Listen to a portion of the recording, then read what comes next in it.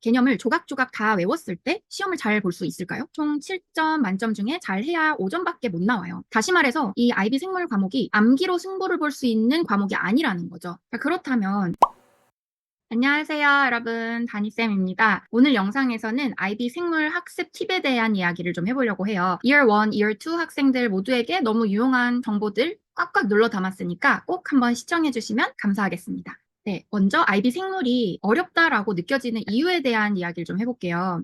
일단 양이 많죠. 정보의 양이 굉장히 많아요. 그렇기 때문에 더 어렵다고 느껴질 수 있죠. 학습 양 자체가 많기 때문에. 자, 그렇다면 개념을 조각조각 다 외웠을 때 시험을 잘 볼 수 있을까요? 시험 점수는 총 7점 만점 중에 잘 해야 5점밖에 못 나와요. 다시 말해서 이 IB 생물 과목이 암기로 승부를 볼 수 있는 과목이 아니라는 거죠. 자, 그렇다면 이 생물과 조금 느낌이 반대되는 과목을 가지고 와서 얘기를 해볼게요. 우리가 수학하고 물리를 얘기할 때는 뭐 다른 관점에서의 어려움이 있지만 이렇게 생물처럼 개념이 하나하나 양이 많은 느낌의 어려움은 또 아니죠. 수학하고 물리 같은 경우에는 하나의 공식을 배워서 거기에 수많은 예시를 적용을 해서 문제를 풀게 되어 있죠. 그런데 사실 생물 공부를 제대로 하다 보면은 이렇게 수학과 물리 과목에서 공식을 적용하듯이 패턴을 적용을 시킬 수가 있어요. 생물 과목이라는 거는 살아있는 생명체에 대한 이야기를 하는 거죠. 그 안에서 세포 하나하나, 조직, 그리고 기관들, 이 하나하나가 작동을 하고 서로 교류하는 어떤 패턴이라는 것이 있어요. 자, 이 패턴을 먼저 파악을 해나가는 게 가장 중요합니다. 이런 학습 방법을 패턴 학습법이라고 제가 이제 이름을 붙였어요. 생물 과목에 있어서 패턴을 먼저 파악하고 그 안에 디테일한 예시를 채워가고 적용시키는 연습을 하는 방법인 거죠. 자, 그래서 이제 전체적인 공부 단계를 한번 볼게요. 가장 먼저 해야 되는 거는 개념 공부죠. 자, 이거를 우리가 이제 입력 단계라고 볼 수 있겠죠. 그리고 나서 개념을 어떻게 적용을 시켜서 문제를 풀지 소화하는 단계가 필요하고요. 자, 마지막으로 실전, 출력 단계입니다. 자, 이게 이제 학교 시험이 될 수도 있겠고요. 전체 파이널 시험이 될 수도 있겠죠. 자, 그래서 1번부터 한번 볼게요. 개념 공부에서는 먼저 두 가지 스텝으로 나눠봤어요. 일단 꼭 알아야 하는 키포인트 위주로 큰 틀을 먼저 잡아야 돼요. 처음부터 디테일 하나하나를 다 신경 쓰면은 이 내용을 지금 왜 배우고 있는지 갈피를 못 잡을 수가 있어요. 너무 디테일한 거에부터 집착을 하기 시작을 하면은 가다가 길을 잃거든요. 그래서 우리는 일단 큰 틀, 그리고 큰 그림을 먼저 빠르게 잡아놓고 그 이후에 나머지. 자, 나머지라는 게 이제 디테일들이죠. 디테일들을 채워나가는 방식의 공부를 해야 됩니다. 그래서 나머지라는 것이 어떤 것들이 있는지 한번 바로 뒤에서 살펴볼게요. 자, 생물 공부에서 수많은 메커니즘에 대해서 배우죠. 예를 들어서 펌프의 작동 방식에 대해 설명을 해라. 뭐 이런 문제들 나올 수 있고요. 또는 셀룰러 레스피레이션의 각 단계는 어떻게 되느냐. 이런 것들을 다 배우죠. 자, 이때 메커니즘 각각 스텝 바이 스텝의 그 단계들, 디테일들을 이제 공부를 채워 나가야 되고요. 또 중요하게 배우는 두세 개 개념 사이에 스토리를 연결시킬 수 있어야 돼요. 이 내용을 왜 지금 배우고 그 다음 순서로는 왜 이 내용을 배우는지 배우는 순서에 의미가 있거든요. 스토리를 연결하는 공부가 필요합니다. 자, 그리고 이렇게 해서 배운 개념들, 여기에 적용 가능한 예시가 어떤 것들이 있는지 대표적으로 IB 바이오의 가장 초반 단원 내용에서 셀룰러 스트럭처에 대한 내용을 배우고요. 자, 거기서 가장 중요하게 보는 포인트 중에 하나가 셀 스트럭처 안에 가지고 있는 여러 종류의 컴파트먼트, 즉 셀 안에 부분이 나눠져 있는 것들에 대한 얘기를 해요. 자, 그리고 이 중에서 또 특이한 구조를 가지고 있는 것들이 있죠. 뭔가 주름이 져 있거나 하는 구조들, 이런 애들을 우리가 surface area to volume ratio가 굉장히 뭐 크다, 이런 얘기를 하죠. 자, 이런 게 왜 필요한지에 대한 내용을 배워야 되고요. 여기에 해당하는 예시가 어떤 것들이 있는지를 같이 묶어서 배우는 게 패턴이에요. 이런 패턴이 머릿속에 딱 박혀 있으면 다양한 예시가 나왔을 때 하나하나 그 디테일을 외우는 느낌보다는 내가 잘 이해하고 정리해 놓은 패턴에다가 끼워 맞춰서 적용을 시킬 수 있기 때문에 훨씬 공부가 수월해집니다. 자, 마지막으로 배운 개념의 의의. 자, 이게 어떤 이야기냐면은 우리가 배운 내용이 왜 중요한지, 어떤 의미가 있는지, 자, 그런 부분들에 대한 공부가 추가적으로 필요합니다. 자, 이렇게 되면은 개념 공부는 굉장히 꼼꼼하게 완성이 되어 가는 거예요. 자, 그래서 다시 앞으로 돌아와서 좀 보여드리면은 일단 SL 친구들 그리고 HL 친구들 모두 스텝 1이 메인입니다. 그 다음에 이제 스텝 2 공부를 추가적으로 더 해야 되는 건데요. 당연히 SL 친구들, HL 친구들 모두 다 스텝 2 공부 필요하지만 특히 하이어 레벨 친구들이 디테일적인 추가되는 부분이 많기 때문에 스텝 2 공부를 좀 더 꼼꼼하게 해야 됩니다. 또 그리고 스텝 1 공부는 이 첫 단추를 끼우는 공부와도 같기 때문에 스텝 1을 잘 해놔야지 그 다음에 스텝 2 공부가 수월해지고요. 다음으로는 문제 연습 어떻게 할지 이야기해 볼게요. 자, 먼저 문제 유형은 페이퍼 1, 객관식 문제가 있고요.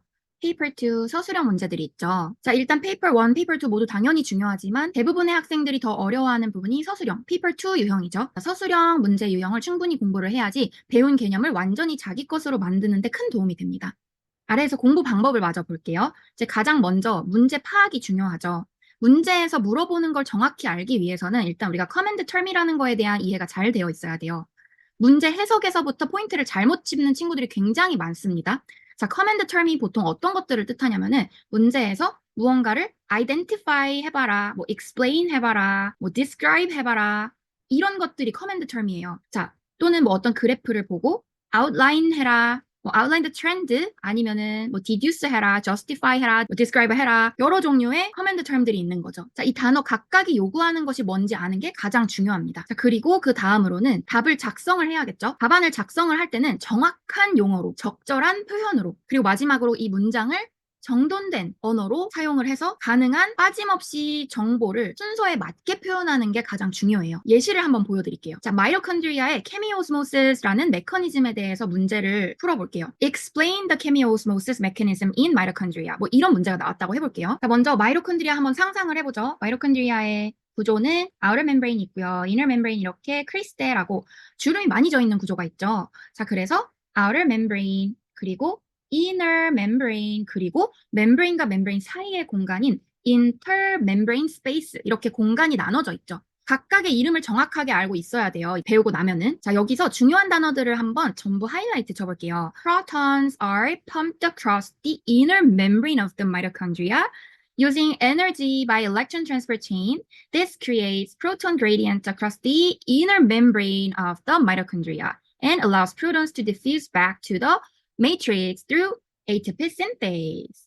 자, 답안을 작성을 할 때 어떤 부분을 신경을 썼냐면 먼저 프로톤이 움직인다. 즉, 움직이는 대상이 누군지를 정확하게 언급을 했고요. 또 하나, 움직이는 방향, across the inner membrane.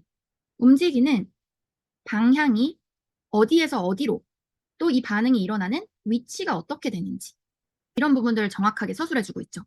또 이런 메커니즘이나 어떤 이동이 일어나야 할 때 에너지를 사용해야 한다 하면은 그 에너지 소스에 대한 언급도 같이 나와 있죠. 에너지 by electron transport chain 요렇게요. 그래서 다시 한번 정리를 해볼게요. 움직이는 대상, 방향, 또 그리고 만약에 어떤 반응을 통해서 reactant 그리고 product 이렇게 반응 전후에 물질의 변화가 생긴다면은 변하는 물질이 어떤 것인지 정확하게 써줘야 되고요. 또 반응이 일어나는 위치 너무 중요하고요. 에너지의 흐름 방향 또는 반응에 필요한 이 에너지가 어디서부터 오는지 그 에너지 소스에 대한 언급 자 이런 것들을 다 신경을 써서 메커니즘에 대한 서술을 해주면 됩니다.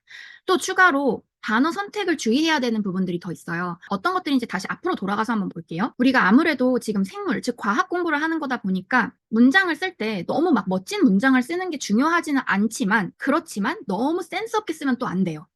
예를 들어서 센스 없게 쓴다는 게 어떤 건지 그래도 이게 과학인데 시험인데 좀 과학에서 쓰는 term들을 써야지 내가 너무 일상적으로 쓰는 그런 표현들을 갖다가 써버리면은 감점을 당할 수도 있어요. 예를 들어서 protons are pumped across the inner membrane.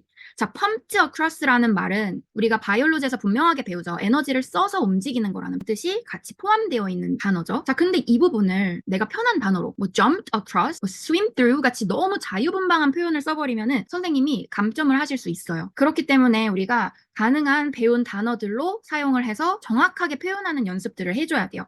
그래서 1점이라도 깎이지 않도록 연습을 해줘야 되고요. 마지막으로 실전 단계, 출력 단계에 대한 이야기를 해볼게요. 방금 전에 앞에서 1단계 그리고 2단계, 즉 개념 공부 입력 단계, 문제 연습, 소화 단계 이 두 가지를 잘 했다면은 이제 마지막 실전, 즉 시험을 보기 위한 많은 부분이 갖춰져 있다고 볼 수 있겠죠. 그래서 마지막 실전 단계에서는 또 학생들이 어떤 부분이 좀 더 어려울 수 있는지, 어떻게 공부를 하면서 극복하면 좋을지 준비해봤어요. 데이터베이스드 퀘스천 유형이라고 있어요. 어떤 실험의 결과값이 테이블이나 그래프, 여러 가지 종류의 데이터로 문제에서 주어지고 이거를 내가 읽어서 해석하는 문제들이에요. 그때 자주 나오는 유형들은 이제 그래프를 보고 뭐 state the minimum or maximum 같은 문제들도 있고요. 말 그대로 그래프의 어떤 최소값, 최대값을 그냥 읽어내면 되는 문제고요.